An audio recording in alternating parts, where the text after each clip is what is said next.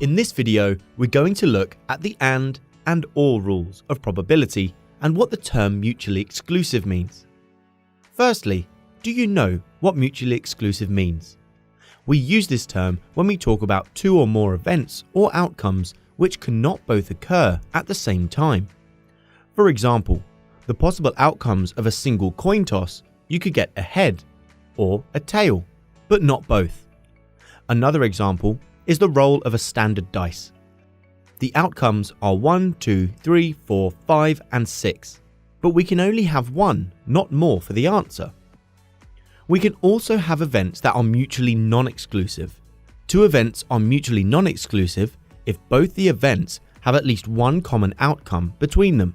The two events cannot affect or prevent the occurrence of one another, so we can say they have something in common.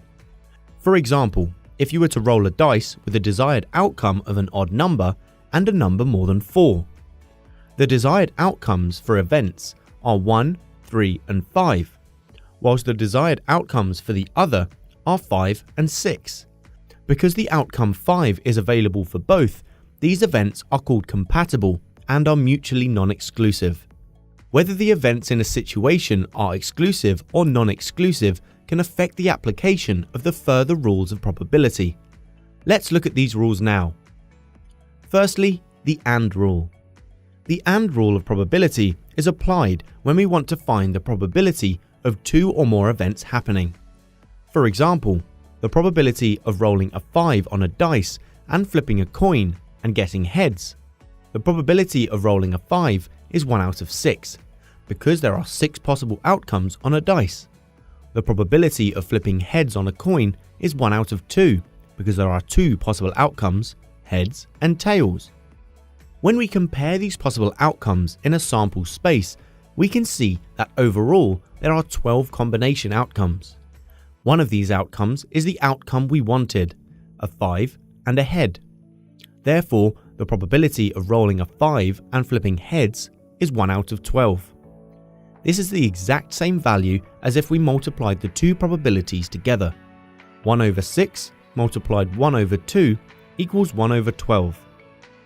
Therefore, to find the probability of multiple events happening, we multiply their individual probabilities together. This will always result in a lower probability than the individual parts themselves, so remember to check that your combined probability is lower than the parts you started with. This fair 6-sided spinner and this fair 5-sided spinner are both spun. What's the probability of both spinners landing in an orange section? Pause and have a go. The first spinner has 2 out of 6 chances for orange, whilst the second has 1 out of 5. Multiplying these two probabilities gives an answer of 2 over 30, which simplifies to 1 over 15. Theoretically, therefore, 1 of every 15 spins should result in double orange. Our second rule is the OR rule. This rule is based around the addition of probabilities when more than one outcome will satisfy. This rule does not require multiple events to be occurring, as is impacted on by the exclusivity of the events. For mutually exclusive events, the probability that the first event or the second event will occur is the sum of the probability of each event. For example, if you roll a dice, what's the probability of rolling a 1 or a 6? Pause now if you want to have a go. The probability of a 1 is 1 over 6, and the probability of a 6 is also 1 over 6. There are therefore 2 out of 6 outcomes that are what we want, so the probability of a 1 or a 6 is 2 over 6. This can be simplified to 1 over 3 and is the same as the sum of the individual probabilities. There is a slight adjustment to the OR rule when dealing with mutually non-exclusive events, such as the following question. If you would like to have a go, pause now and try it. What's the probability of getting a club or a jack from a shuffled pack of 52 cards? We can identify the number of both clubs and jacks in a pack fairly simply. There are 13 clubs, so this probability is 13 over 52. The number of jacks in a pack is 4, so this probability is 4 over 52. To find the total probability, if these were mutually exclusive, we would add them together, giving us 17/52 for our answer. However, these events are mutually non-exclusive, as this diagram here shows.